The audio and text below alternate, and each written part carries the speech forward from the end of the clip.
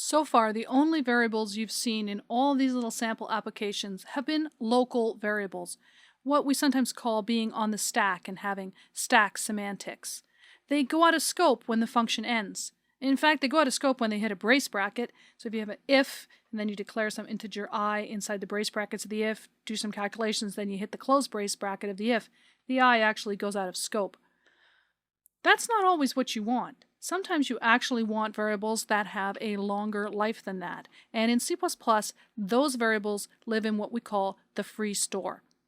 A small aside, many people use the word stack for local variables and heap for the free store. And if you go to a computer science textbook and look them up, stack and heap are data structures. They're ways of keeping information. With stack, you push things on and pop them off, and the heap is a way to keep a large quantity of data and be able to get to it when you want to.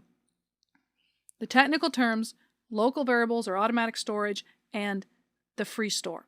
I say heap a lot, meaning the free store. So do an awful lot of C++ developers. It's actually the leftover C name, and many times the free store is implemented as a heap.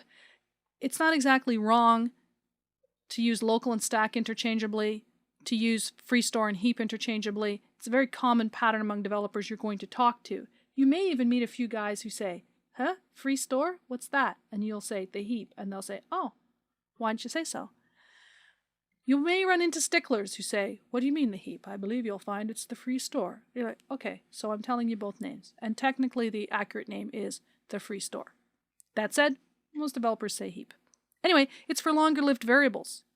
And there's an operator called new that sets aside some memory for you in the free store, and this operator returns a pointer to what has just been created for you up in the free store, the instance of a class, the object. It also calls the constructor for you, so it creates the object completely, sets aside the memory, runs its constructor. What you get back is a pointer to a fully constructed, happy, ready-to-go object.